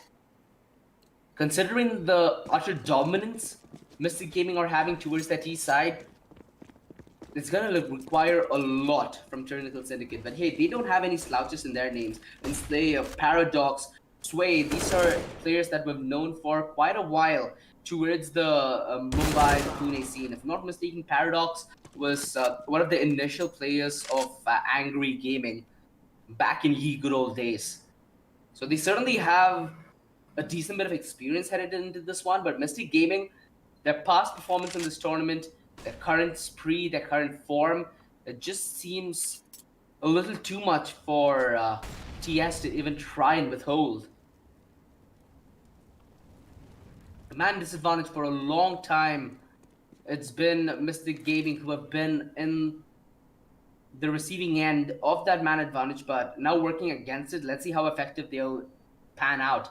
They have a lot of utility on this boost. It's so cheeky that we've even seen this. Now he's going to take the boost on top of this wooden ledge, and from there he'll be able to take that angle on a Sway, which won't be ready. Oh, Sway! A step ahead. He knew exactly what's up. Elite instantly in with a retrack, though. We've seen a 2 versus 4 prior, and we might just see this happen again. Elite, let's go. Give him a little bit of room to swing, and it's Slayer offers in a fight. Elite could go massive. He sets up Raffle for a 1 versus 2 clutch. The tag comes in, takes him down to 45 HP, but he's given it to you, and he's taking it, and he's ready to take the whole cake home. 20 seconds left. Raffle, 5 bullets left in the magazine.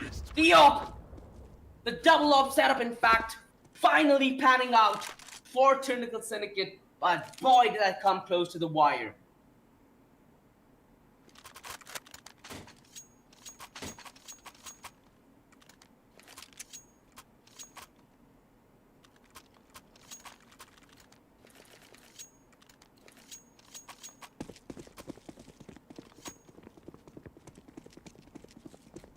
What a game. Tyrranical Syndicate showing signs of life. Just that they have a pulse.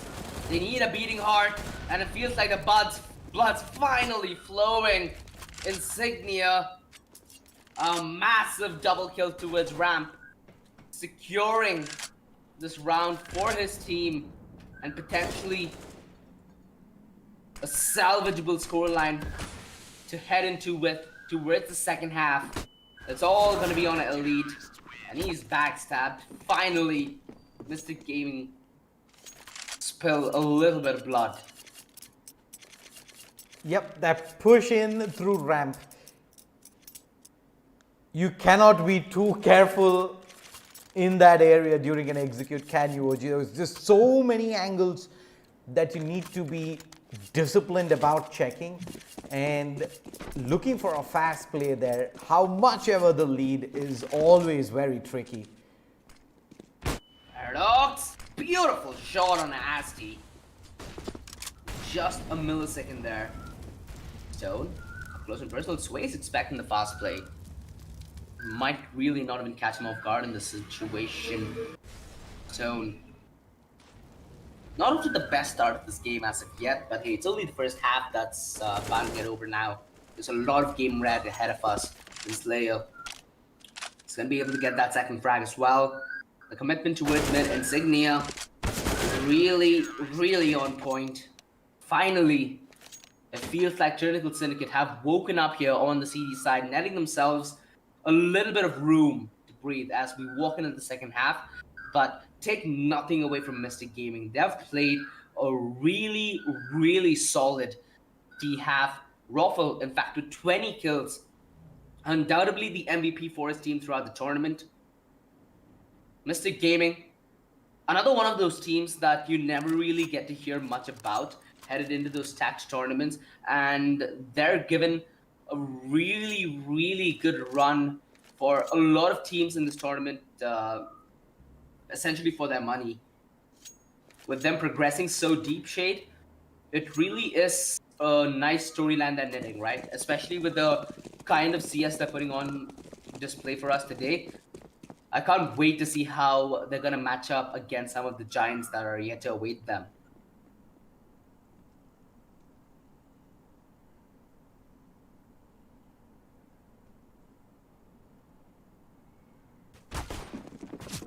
This round's going to mean absolutely everything right now for Tyrranical Syndicate, and the fallback's coming in from Elite. In fact, he's actually tagged but not bagged. Asti is the one to strike blood, but Slayer and Sway find their way towards the side. The backstab discovered. Raffle on quick rotation, but not able to make quick work off the frags, and the numbers have just turned massively against their favor. Chatu could have tried and caught Sway off guard, making it a more doable task for Raffle, which is not going to be the case. Tyrranical Syndicate winning an absolutely crucial round here, making themselves that much more closer to a similar stepping as Mystic Gaming is in right now.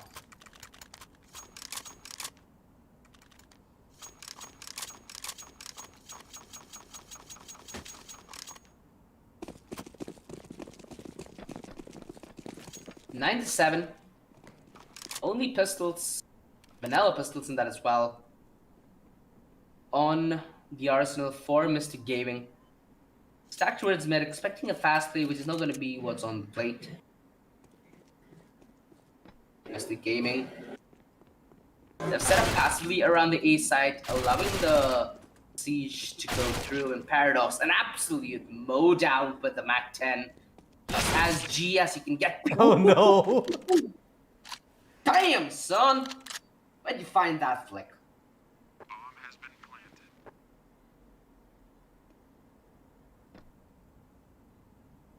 Don't find the single fragger, it would certainly be high value, but Scar comes in from the back to remove it as soon as it shows its ugly head. 8 to 9. Mystic Gaming called the timeout here. This is really nice stuff, Shade, so far. Mystic Gaming's approach towards the T side, their discipline towards control, and now exercising a good use of the timeouts. They're certainly making a really good testament as to their run in the tournament being so deep, because a lot of teams might doubt the ability of Mystic Gaming just due to them having unproven potential, but a lot of potential without a doubt. Now, they are looking like a team that is very solid on their fundamentals, very solid on their aim front, and very solid as a unit so far. But on the CT side, this is going to be the first buy round with very less utility to make room with. Do you see this panning out in the favor of Tyrranical Syndicate, Shane? What do you think Tyrranical Syndicate's win factor is going to be here? I believe just continue doing what you are right now, because quite clearly both teams are a lot more comfortable on the T side.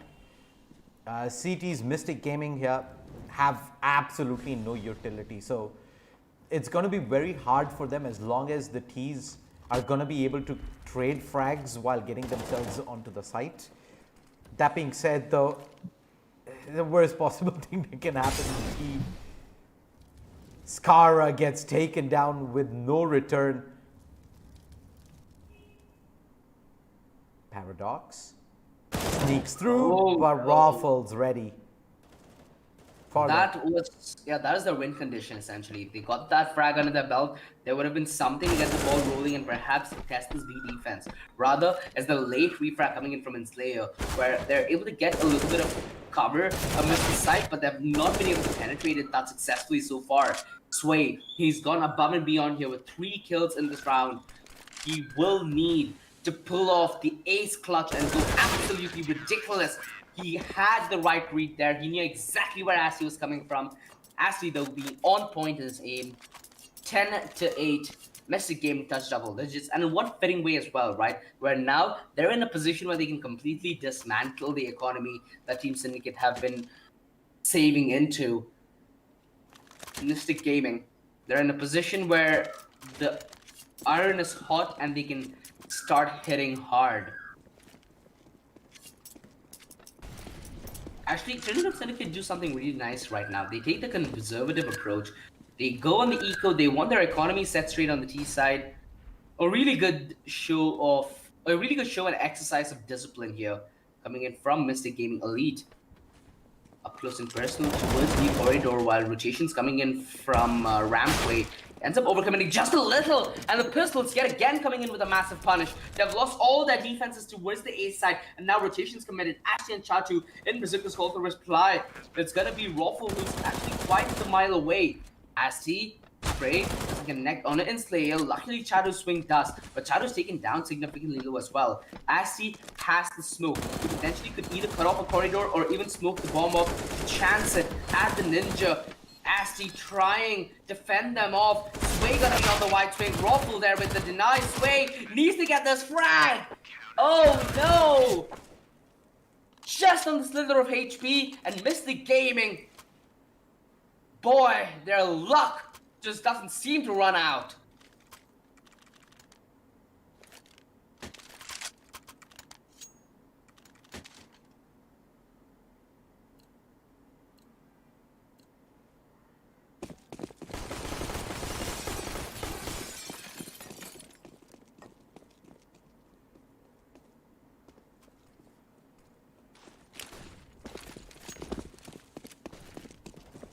Eight to 11. Mystic Gaming, a really good T-half, followed by what looked like quite the wide open scam, but it's a wide open site that they give in return. Tyrranical EsportS, 2-man advantage instantly as you walk in towards the site. No resistance offered. Stone could go massive as he comes in at the perfect time, and that essentially nullifies the man advantage. Stone being quite the catalyst here on the retake, making things doable. Elite tries to play aggressive on the back of that smoke, and Tyrranical Syndicate, all they needed to do was push fast and decisively. In fact, we saw Mystic Gaming coming with quite the same game plan for multiple occasions towards the B side on their T-half. Finally, Tyrranical Syndicate giving Mystic Gaming a taste of their own medicine.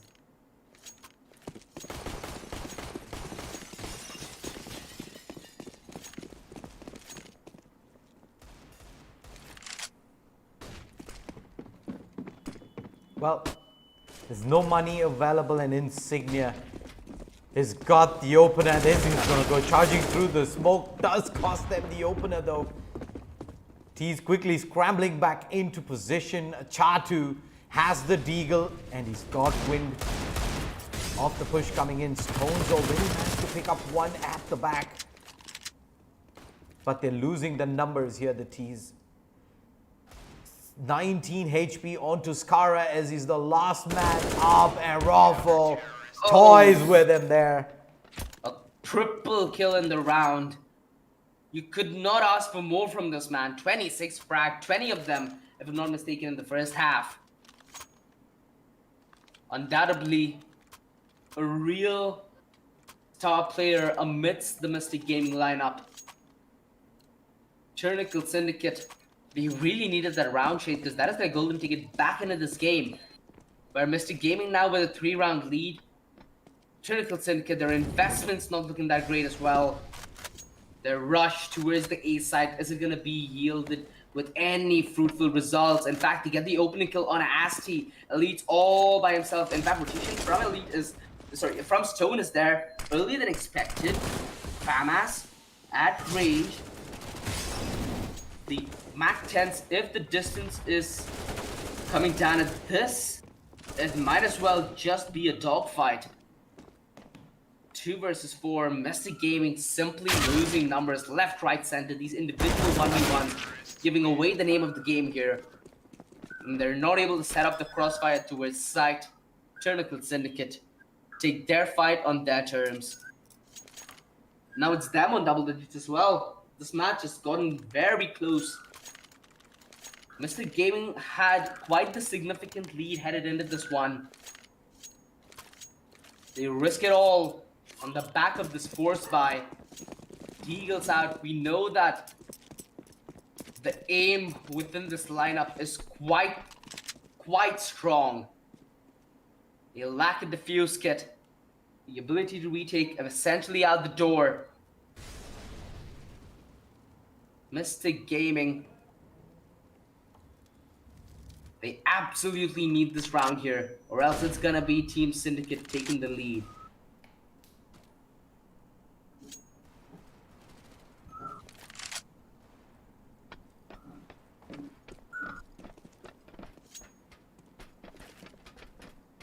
Slayer, the smoke, the bomb getting planted, cover ample provided. Right now, if you're Mystic Gaming, even contemplate a save because you do need guns in the next round as well, which is certainly not going to be the case. They're in fact trying to pour down everything they've invested down in this. Sway taking Slayer down, not allowing anybody from the other side to deal any damage to his friend. That might end up costing him the Paradox on the other hand. Massive triple kill. It was only against pistols, but boy, with the pressure stacking against him. 12 to 11, Tyrranical Syndicate. An absolutely massive play there in Paradox. That round went real south, real fast. Now they're only 1 round away from getting back at Mystic Gaming's level. This has been quite the momentum swing we've had so far, Shade, where Tyrranical Syndicate headed into this game. It felt like a completely even matchup on paper. The first half was quite the contrary. Mystic Gaming looked to be the ones in the commanding seat. But you were right in your assumption of the teams being very comfortable on the T side than on the CT side. We've seen Mystic Gaming be a very disciplined and structured team on that T side, using mid to its absolute best. But on the CT side, they've not been the ones who have been setting and dictating the pace of this game. Whereas it's been the side hits that Tyrranical Syndicate have been coming with, which is so powerful. Let it be towards the A side, let it be towards the B side.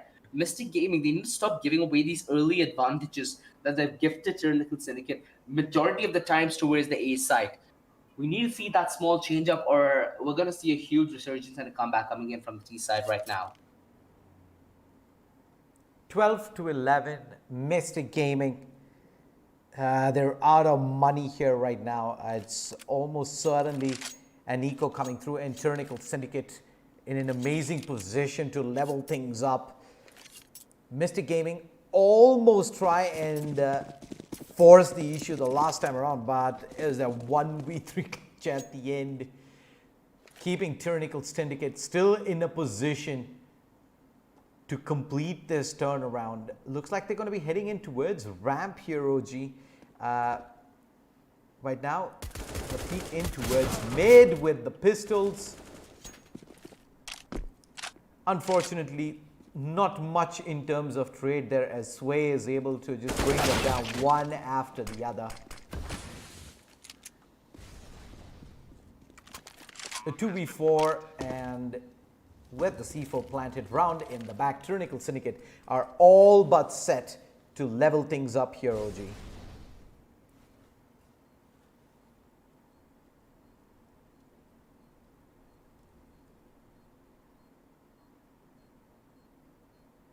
That momentum sway that we've been talking about, Shade, it finally kicks in.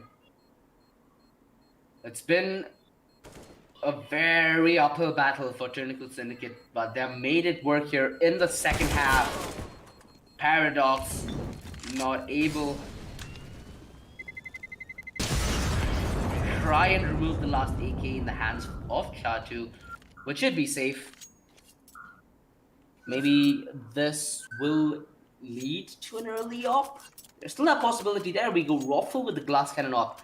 We've been expecting him to make this move. He's as proficient with the op as he is with the rifle. But it's about time that Mystic Gaming finally get a groove back into this, right? They need to start looking like what they did in the first half, or else it's going to be Team Syndicate. Like you said, running away with the T half where they seem to be more comfortable towards. Initial kill from Waffle is good as he plays the default side to perfection. He does end up falling back, and it's actually stoned towards Guardian, a much better position to be in with if you do have an AWP. A 4 versus 5 after plan, not too shabby of a job coming in from Tyrranical Syndicate, but without that mid backstab, there's really a low percentage play to be just passive until Scar ends up going absolutely massive. Paradox knows that he runs out of bullets, but he's not able to net himself this kill. In fact, he's making him work double time, and now the DPU setup. This might be yet another ninja, but this time might be up against Paradox. No! In the last possible second. What was that, OG? Massive from Paradox. And he's been consistently doing this time and again on the B-side, OG. What an absolute monster. The absolute best time to step up. 23, 2, and 15. And Tyrranical Syndicate take the lead. Mystic Gaming. Have they run out of gas now, OG? That was a buy round as well. A lot of things rested in that round, Shade. Oh no, Mystic Gaming. That might just be what puts them in a quarry, because their money is in the ditch. They'll have to completely eco. That's if they still want to fancy that op setup. Do you think the op setup is what's costing Mystic Gaming? Because we've not seen much with the op in play. We've seen so much work done by the rifles. Perhaps it's just a change in their approach, Shade. Do you think that that's something that they need to give second wind towards?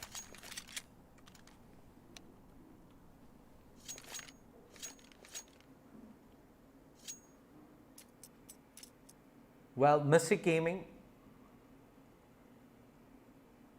what do you do here at this point of time? It's definitely not worth force buying here right now. $3,000 across. I think you just go for a hard save. Maybe pick up a kit and a smoke and try and see if you're offered an opportunity at trying something cheesy.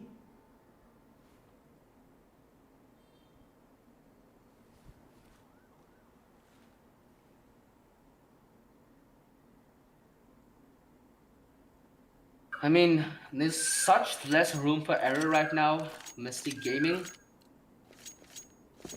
I just hope that brief pause helped them mentally reset. Tyrranical Syndicate. Been a lot of luck today, been a lot of grit, a lot of skill as well displayed from their T side. And yet another hit, a fast one in that grid B, where they've found success once, they'll continue to find success. In their mind, that is their A side, that is their A game, and that might just be what causes the rotations to get these frags perhaps a little overzealous on the whole. Given a chance back at 3 versus 4 with 2 rifles recovered, every player in a position where they can do damage. Stone, yet another frag! The Eagles! The nightmare of Indian CS yet again! Pulls off the unthinkable. There is more than enough time on the defuse. Mystic Gaming. An absolute Hail Mary play pans out in their favor. 13-13. We are right back in the dirt and in the action. Well, it's the same story over and over again, OG. Not the first time we're seeing it, not the last time either.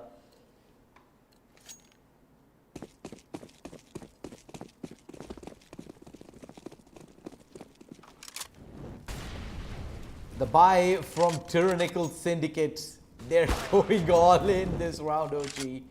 It is scary, and Raffle with the AWP has got the opener, the early man advantage for the T's.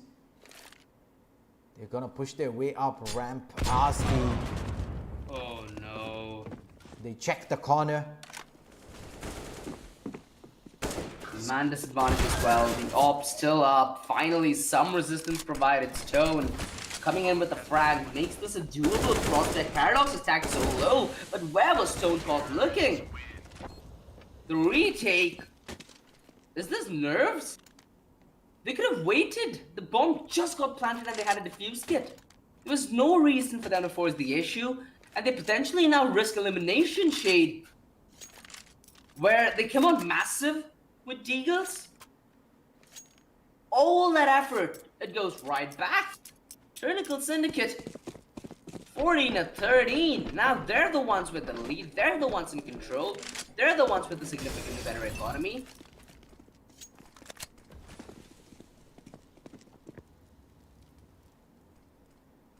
This is not the way we envisioned this game of Vertigo going down. I did want it to be a close affair, but having it this close, it's a completely different story. Both these teams being tested to their absolute limit here. We are seeing who potentially could be championship worthy here. As without a doubt, both these teams have come in with lights out performances. Their T side arguably being better than their CT. Mystic Gaming still want to work on their CD side, and they still want a little more rounds before they do end up bowing out. Charging is all going to be on him. The meta engagement is going to be absolutely vital, as now the defense could be split. The bomb going to be retrieved, but they still could fancy their chances to head back towards B. Swag is actually Sway with the Deagle trying to contest, but he's not going to be good for the kill. That is a very crucial part of the ground, because they had 40 seconds left. Sway could have walked his way towards the site, walked in comfort and walked in safety. But now he risks giving away Mystic Gaming a chance back at this. Insignia, a beautiful frag, gifted him the 1 versus 1. Plans as open as he may dare. Is it gonna be the rinse and repeat? Insignia does not have the kit though. Might end up just wanting to take this 1 versus 1, playing this one aggressive, and finding that early edge on this engagement. He's gonna turn his back. The Molotov prime towards ramp will give his position away. Raffle, he's gonna tap the bomb. The peek comes in. And now perhaps the commitment. He's picked up the defuse kit. Oh no! He let go of the defuse and he finds it! Mystic Gaming! This game just does not stop to deliver. 14-14, we go the distance. Smart decision there from Raffle. He knew exactly the kind of time he was working with their OG.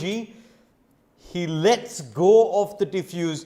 If he tries to hang on to it, I believe there was just enough time for the clutch to come through from Insignia, but instead, Mystic Gaming take the round 14-14. Tyrranical Syndicate, however, they do have a decent bit of money to invest back into this OG. Mystic Gaming, they did lose a lot of weaponry there, so regardless of the round win, they're gonna have to make do with limited utility Farmas MP9 onto Chatu and Stone. It's gonna be all for naught because both these teams have put in so much of their sweat and tears into this game. There can only be one winner. Who is gonna be the one that bows out? Who is gonna be able to cusp this game back in their favor? It's all gonna be reliant on this round. The economy not looking good on either end. It does start well for Mystic Gaming, but it might go from good to really bad. Because they have only one man towards the A side and he's dealt with ease. Elite ends up fighting the dust without getting a single frag or buying in any time for that matter of fact. For the rotations to come in, which is absolutely dumpstered the hopes and dreams of Mystic Gaming as of yet. There is a kid right around the side. They do not have a smoke. Actually, they do have the smoke on a stone. Back to back to back to back Ninja's Shade. Are you a believer? I am OG, but they're still tapping away. They're forcing the keys out. They've managed to bring it down to one Paradox. Can't find the kill through the smoke. And Mystic Gaming twice in 2 rounds. They've turned this game head over heels, and Tyrranical Syndicate find themselves in a soup. They don't have the rounds. They don't have the money. And they have a match point against them here. Fighting for survival, fighting to stay in the Alienware LevelUp challenge. This is rough for Tyrranical Syndicate OG. This is, in fact, quite rough for anybody trying to make sense of what's happening here. Just the mere fact, if I'm not mistaken, there's been at least 4 ninja diffuses in this game so far. In this game alone, Shade. We're lucky to see 1. A couple of times during a day. Alright. Certainly a show put on. Now the boost. Tyrranical Syndicate. Perhaps they've gotten the spot in. Now, heavily invested towards mid though. And if they get aggressive towards A at the perfect moment, this might be what catches off Mystic Gaming. Elite has been going down time and again without any kind of reply. He goes down yet again. But luckily, he's gotten that time playing that aggressive, buying stone, that avenue to strike and drop the bomb. They are going to force the plan though, and there are men waiting to try and come in with a deny. The Molotov is going to try and force them into insignificant fights. Sadly, it forced Inslayer out, which allows Insignia to strike from the bottom. Charu, a massive frag which clears the site and potentially allows them to yet again find the ninja, and this might just be the battle of ninjas. Yet again, another ninja, and this is it for the victory. Mystic Gaming, can we cue the flute? What was that, OG? 3 rounds back to back. Mystic Gaming, nerves of steel there. Clutch after clutch after clutch every single time.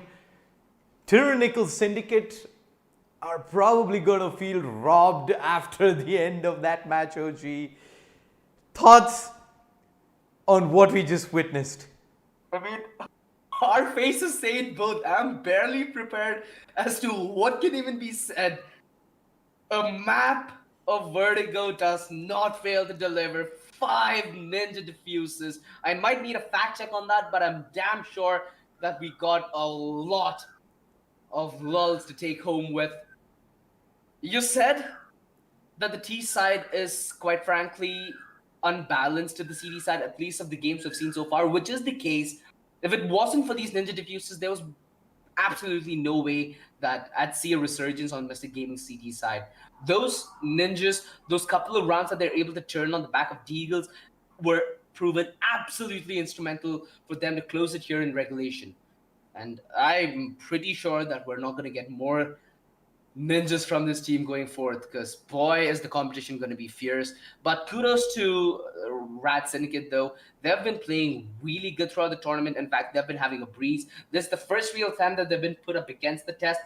Luck had a lot to do as to how we saw these two teams progress in this game today, and sadly it felt like Mr. Gaming simply came out with better luck, although you cannot take anything away from them. Raffle, in fact, a monstrous performance today as well. 30 plus fags is his consistent figure all throughout the tournament. And if you have a same replication of skill shown in his matches ahead of us, it's going to make for quite a good year, especially for this young and up and coming man.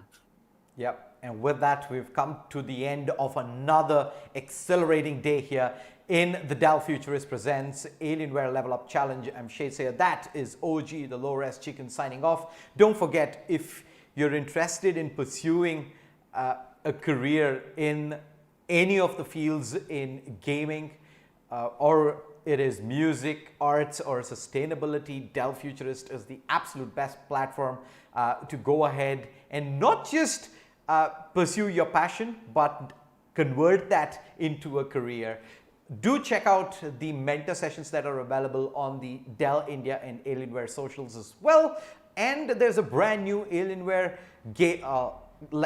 laptop and a Dell Gaming G Series laptop coming out this week. So do keep your eyes out on the social for announcements regarding that. This is pretty much the end of today. We'll be back again tomorrow with quarterfinals action. We'll see you folks then. Until then, goodbye.